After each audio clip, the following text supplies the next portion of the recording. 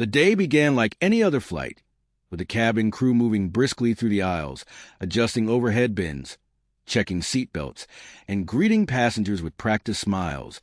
But beneath those polished greetings, not every smile was genuine, and not every welcome came from kindness. For on this particular flight, one flight attendant carried herself with a certain air of superiority, her gaze sharp, her tone clipped, as if she had already decided which passengers deserved respect and which didn't. Her name was Dana, young, ambitious, proud of the uniform she wore, but also convinced that her authority in the sky gave her the right to judge, to mock, to humiliate if she pleased. She thrived on moments when others looked small beside her, and that morning she would find her perfect target. He boarded last, a tall black man in his 40s, shoulders squared, clothes plain but clean, moving with quiet confidence, though his shoes were scuffed and his jacket worn thin. Dana's eyes flicked up and down his figure in an instant, her smirk forming before he even reached his seat. "Sir, you're blocking the line. Move along," she snapped, drawing chuckles from a few nearby passengers. He said nothing, just nodded politely and kept moving, placing his bag carefully in the overhead compartment before sitting in the aisle seat near the middle of the plane. But silence was never enough for Dana.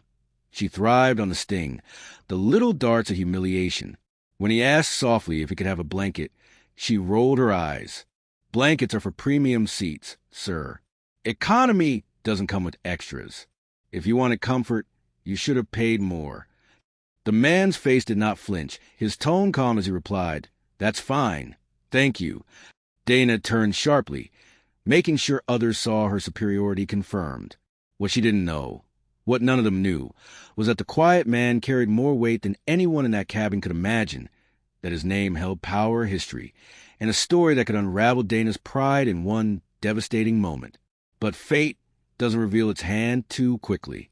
The flight took off, the hum of the engines filling the cabin, passengers settling into movies, headphones, and books. Dana walked the aisles with her cart, handing out drinks and snacks. When she reached him, she barely slowed. "Juice, water, soda, nothing stronger back here," she said, her tone clipped, as though preempting a complaint. He smiled gently. "Water, please." She poured it carelessly, spilling a little on his tray. No apology. He simply dabbed it up with a napkin, unbothered. The couple across the aisle exchanged a glance. Even they could sense the imbalance, the way she seemed determined to belittle him, as if his calm demeanor was a challenge to her control. Hours passed, but the tension simmered. Each time Dana walked by, she made a small remark, subtle to most but cutting in intent. "Try to keep your feet out of the aisle. Sir, people are tripping.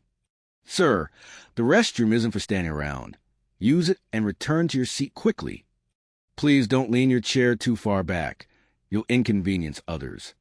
Each jab was coated in false professionalism, but the mockery was there. The passengers around began to notice, shifting uncomfortably, but no one spoke. After all, she was the authority, the uniform, the rule maker in the sky. But then came the moment. The turbulence light flicked on, the captain's voice steady, as he announced a brief patch of rough air. Dana moved quickly to secure the cabin. But as she checked seats, her eyes landed on the passenger list in her hands, her routine scan of names to ensure everyone was accounted for. Her gaze skimmed line after line until it froze. Her breath caught. Her smirk vanished.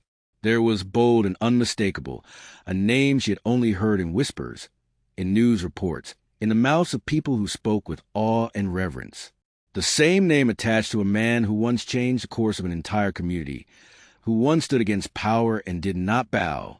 And that name was sitting right in front of her, staring out the window as if none of this mattered. Her throat went dry. Her pulse raced. She glanced back at him, her mocking tone now a lump of dread. Could it be true? Could this quiet man she had humiliated for hours really be that man?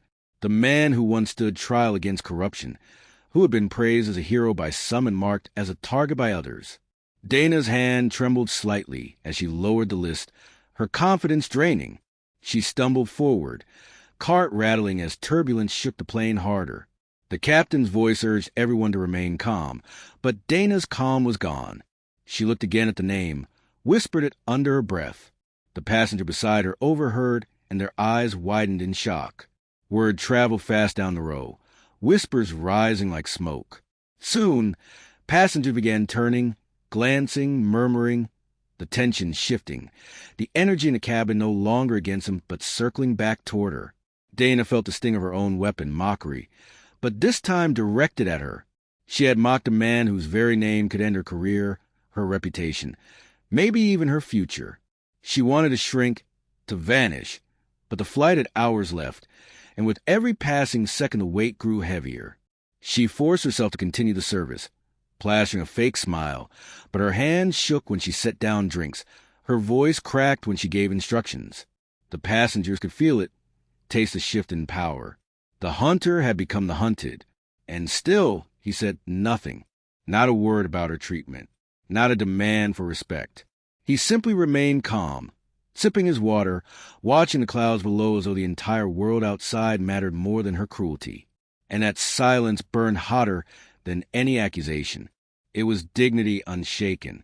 By the time the turbulence eased and the seatbelt light clicked off, Dana's heart was pounding louder than the engines. She wanted to apologize, but pride strangled the words. She wanted to ignore it, but the whispers kept spreading. And then, as if fate demanded its final twist, the intercom crackled. The captain's voice came, respectful, steady. "Ladies and gentlemen, we have a very special passenger with us today. Someone whose service and sacrifices have paved the way for many. On behalf of the crew, it is my honor to acknowledge Mr." And before the name was spoken fully, Dana's knees went weak. Every head turned toward the man she had mocked. Every eye waited for him to rise, to be recognized. And she knew in that instant that her downfall was sealed. But before the captain could finish, before the applause could erupt, the man raised his hand slightly, signaling silence. He stood slowly, his height commanding, his presence undeniable, his voice calm but carrying through the cabin. "Not today. I didn't come here for recognition. I came here to see if the world has truly changed. And it seems some things never do." Gasps rippled through the cabin. Dana's face drained of color. The captain fell silent, respect overtaking protocol. The passengers whispered louder, piecing together the story, the name, the history. Dana gripped the cart, fighting for breath, because she realized then that this flight was no ordinary journey, and this man was no ordinary passenger. She had mocked not just a man, but a living symbol, a name tied to battles far bigger than her authority in a narrow aisle. And if the whispers were true, if the full weight of the story came to light, her career, her pride, her future would all unravel before she even touched ground.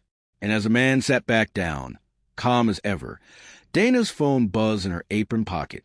She pulled it out, hands trembling and her eyes widened. A text from an unknown number, just 4 chilling words. "You'll answer for this." The blood drained from her face. She looked around wildly. Who sent it? How did they know? And what exactly did answer mean?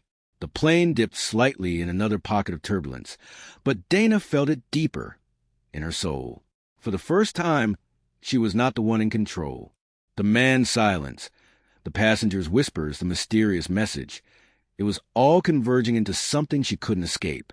And as the engines roared and the flight pushed forward, Dana knew one truth. She could not laugh away. The phone almost slipped from Dana's hands, her fingers shaking so badly she could barely lock the screen, but the words remained etched in her mind, burning, echoing, louder than the roar of the engines. "You'll answer for this." She tried to tell herself it was some prank. Maybe one of the passengers who saw her mocking the man earlier, maybe just a cruel joke meant to scare her, but deep down she knew better. The timing was too perfect, too precise, too pointed, and as she shoved the phone back into her apron, she risked one glance at him. The tall man sitting calmly in his seat, eyes fixed on the clouds beyond the window, as though he had not been the center of a storm for the last 2 hours. He hadn't moved, hadn't reacted, hadn't even acknowledged the buzzing of her phone, but there was something in the stillness of his body, something in the way his shoulders rose and fell with quiet patience, that made Dana feel like he was the one in control, and she was the one on trial. She forced her legs to keep moving, rattling the service cart down the aisle, but passengers' eyes followed her like searchlights, whispers rippling as heads leaned together. That's him. I heard about what he did. She mocked him. Can you believe that? Imagine the nerve. Dana could hear them, could feel the judgment weighing on her, pressing down heavier than the cabin air. For years she had believed a uniform made her untouchable, that she could bend passengers under the weight of rules and regulations. But today the tables had turned, and she was the one shrinking, the one cornered, the one mocked in silence. The turbulence smoothed out, but inside Dana's chest the storm only worsened. She needed to breathe, needed to clear her head, so she ducked into the narrow galley at the back, pulling her phone out again, scrolling desperately for some explanation, some clue. No number, no name, just unknown. She tried replying, typing, "Who is this?" But the message failed to deliver. Panic twisted her gut. And then the announcement came, the captain's voice once again filling the cabin. "Ladies and gentlemen, we've been cleared for smooth air for the remainder of the flight. Sit back, relax, and enjoy the service." Relax. The word felt like a taunt. Dana couldn't relax. Every second stretched, her thoughts circling back to that name on the list, the man's calm silence, the passenger's whispers, and the message that promised a reckoning. When she stepped back into the aisle, her eyes darted toward him. He hadn't moved, hadn't so much as glanced in her direction, but she could feel his presence stretching across the cabin like a shadow. She noticed now how other passengers looked at her with respect. Quiet nods, a subtle deference that didn't need words. He hadn't demanded recognition, but his dignity commanded it anyway. Dana swallowed hard, her mouth dry, and for the first time since she began working flights, she felt the weight of her own smallness. Hours ticked by, the flight settling into an uneasy quiet, but Dana couldn't shake the feeling of being watched. Every time she passed his row, her chest tightened, her palms sweated, and her steps faltered. And then it happened again. Her phone buzzed. She froze mid-aisle, nearly dropping a tray of empty cups. Sliding the phone out, she saw another message. This one with a photo. Her, standing in the galley just minutes ago, staring at her phone, panic written all over her face. She spun around instantly, scanning the cabin. But everyone seemed normal. Passengers sleeping, watching movies, reading. No phone pointed her way. No obvious culprit. Yet someone had taken that picture and sent it directly to her. Her knees wobbled. She gripped the seat back to steady herself. This wasn't random. This wasn't coincidence. Someone wanted her to squirm, to suffer, to feel the same humiliation she had dished out so carelessly. And it was working. The man shifted slightly in his seat, leaning back, folding his arms, and though his eyes never met hers, Dana felt exposed, as if he could see straight through her, as if he knew every cruel word she had spoken, every smirk she had flashed, every humiliation she had served, and was simply waiting for the scales to balance. Meal service came, and Dana dreaded it. She had to face him directly now. No avoiding it. No slipping past with an empty cart. She reached his row, her voice thin, almost breaking. "Chicken or pasta, sir?" He looked up at her for the first time since boarding. His eyes were calm, steady, piercing in a way that made her breath catch. "Chicken is fine, thank you." His tone was polite, steady, but layered with something deeper, something that made her throat tighten. She set the tray down carefully. Too carefully, desperate not to spill this time. Their eyes locked for just a second, but that second stretched into eternity. She turned quickly, pushing the cart forward, heart hammering. The rest of the flight blurred. She moved automatically, collecting trays, pouring drinks, but her mind replayed every detail of that glance, every word of those texts, every whisper around her. By the time the cabin lights dimmed for landing, Dana's nerves were frayed raw. She sat in the jump seat, buckled in, hands trembling against her thighs. The plane began its descent, engines roaring, the ground drawing closer. She told herself once they landed it would be over. She could disappear into the crowd, escape the weight of this flight, bury herself in routine. But as the wheels touched down and the plane slowed along the runway, her phone buzzed again. She glanced down, dread coiling in her stomach. Another message. Just 3 words this time. Not over yet. Her breath caught. Her head jerked up instinctively, scanning the cabin as passengers unbuckled, reaching for bags, chatting casually, normal, ordinary, except for him. The man sat calmly still, waiting, his bag untouched, his gaze fixed straight ahead. He wasn't in a rush. He had time. The doors opened.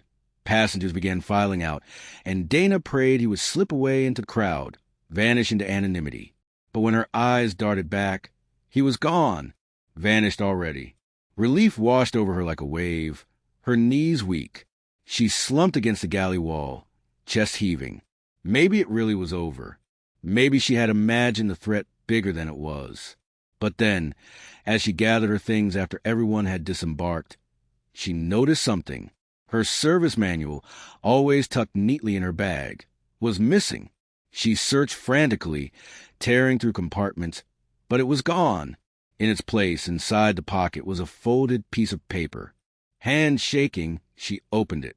Her breath froze.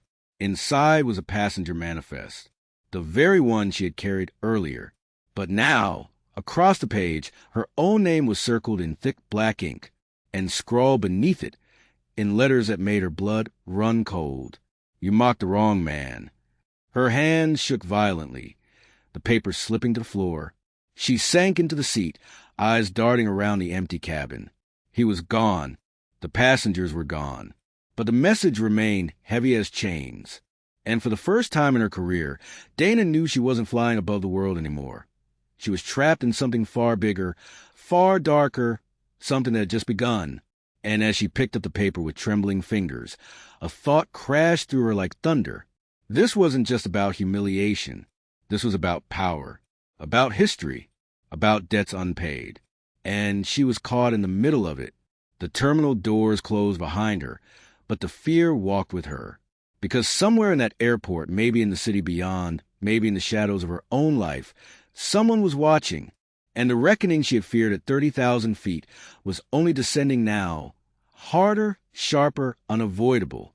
The airport lights were harsh, almost blinding, but Dana barely noticed them as she stumbled to the terminal.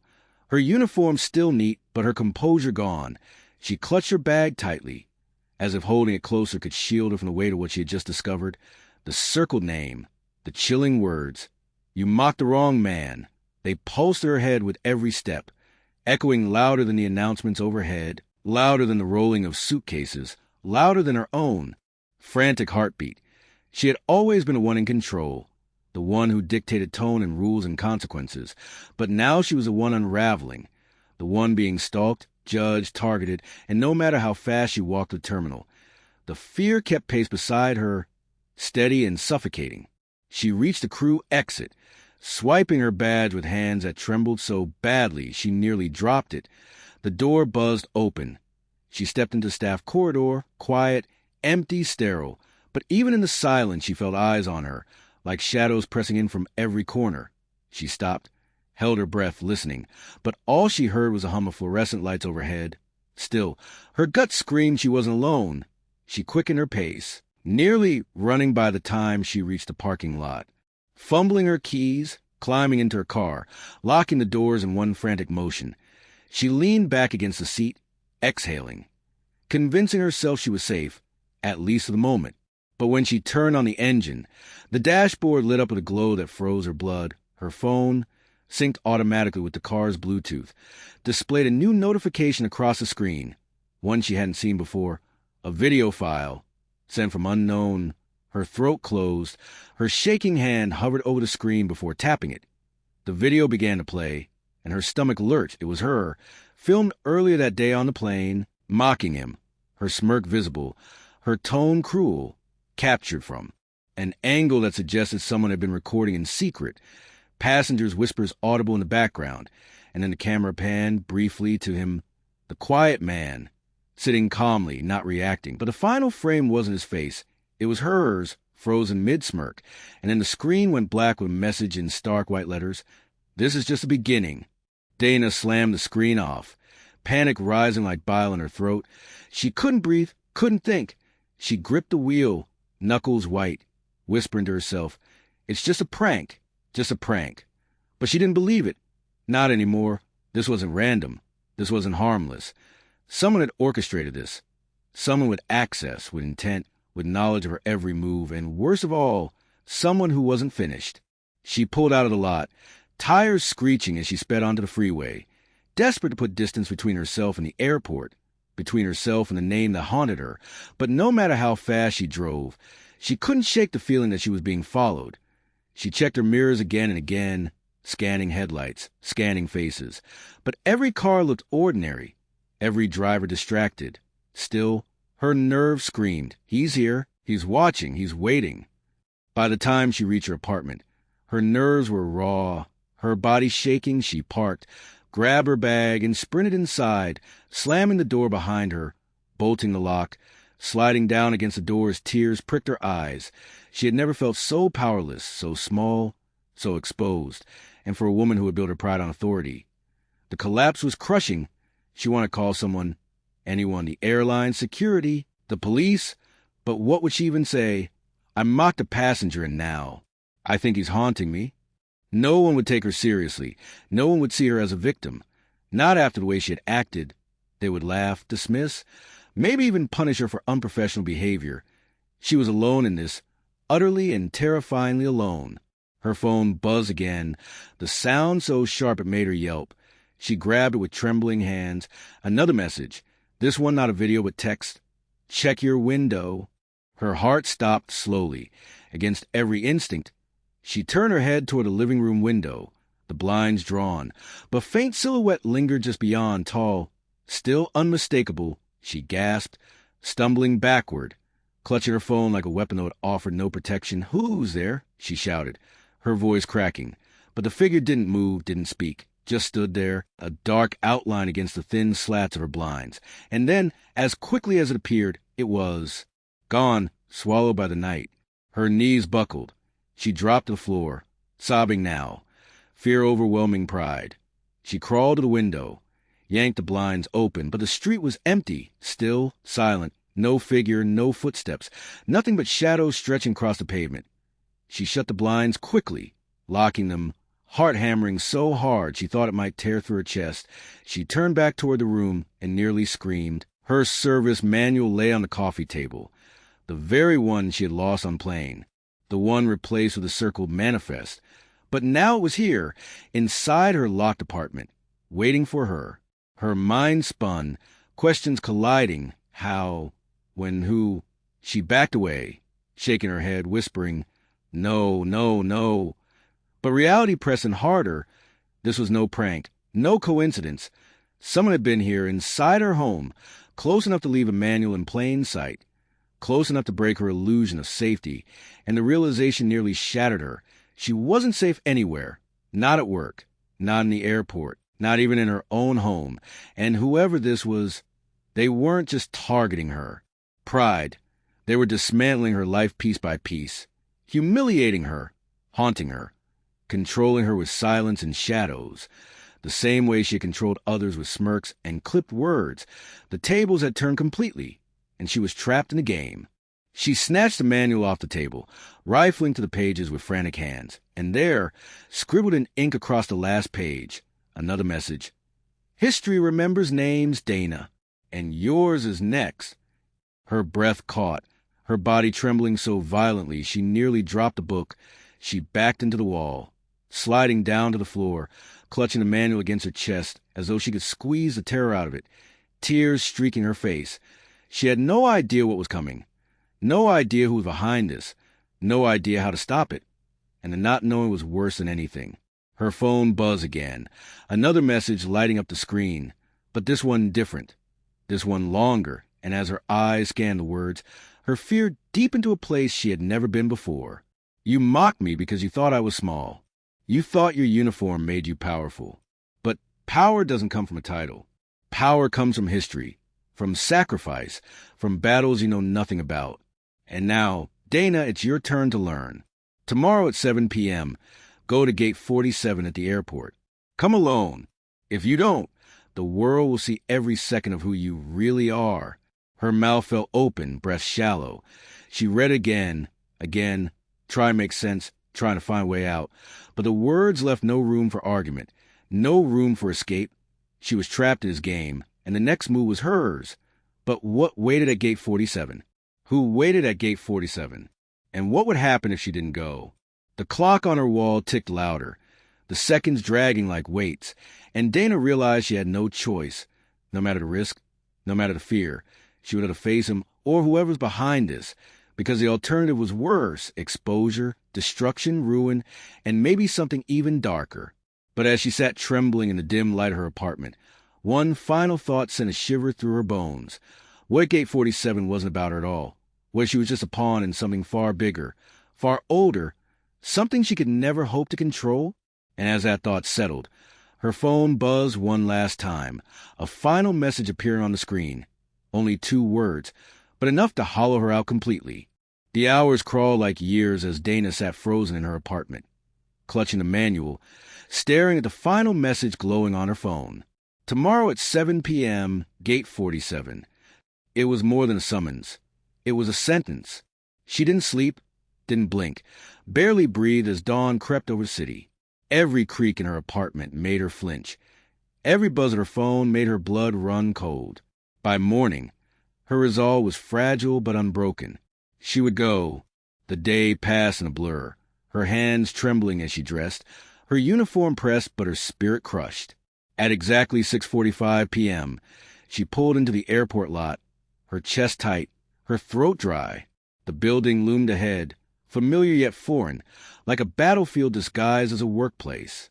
She whispered to herself, just face it, just end it. The terminal was alive with chatter, travelers dragging bags, announcements echoing overhead, but to Dana, it all sounded like static. Her entire focus tunneled toward Gate 47. Each step felt heavier than the last, every second stretching into eternity. She reached the gate, empty of passengers, dimly lit, eerily quiet compared to the chaos elsewhere. Her phone buzzed. A new message appeared. Sit. Her knees buckled, but she obeyed, sinking into the nearest chair, her eyes darting across the empty rows of seats. The silence thickened, pressing against her chest until she could barely breathe. And then, slowly, deliberately, a man emerged in the shadows near the boarding door. It was him, the quiet passenger, his posture calm, his movements precise, his expression unreadable. He wasn't carrying a weapon. He didn't need one. His presence alone was sharper than any blade. Dana's heart pounded, her mouth dry, but before she could speak, he raised a hand, calm, commanding silence. You never knew my name, he said softly, his voice smooth, chilling. But you knew my face, and still you mocked me. Dana shook her head, tears filling her eyes. I mean... He cut her off, his gaze unflinching. This isn't about meaning. It's about history. It's about lessons. And tonight, Dana, you'll learn yours. He stepped closer, placing a small black device on the chair beside her. A phone. Its screen lit up with countless videos of her. Every smirk, every insult, every moment of cruelty she thought had vanished into thin air. All recorded, all archived, all waiting to be unleashed. Her chest caved in, panic clawing at her ribs. Please, she whispered, don't do this. I'll change. But he leaned in, close enough that his breath brushed her ear. It's not about you anymore. It never was. You were the spark, but I'm after the fire. Before she could respond, the terminal lights flickered, the announcements cut short, and the entire airport plunged into a silence so absolute it felt unreal. Dana's phone buzzed one final time. A new message appeared. This is the end of your story, but it's only the beginning of mine. Her scream caught in her throat as the screen went black, the device slipping from her shaking hand, clattering to the floor. And when she looked up, he was gone, vanished. The empty gate swallowed her whole, leaving nothing but silence and fear. She wasn't sure she'd ever see him again, but one thing was certain. He had rewritten her life, her power, her pride, and there was no going back. And that, my friends, brings us to the shocking conclusion of this chilling tale. What do you think really happened to Dana at Gate 47?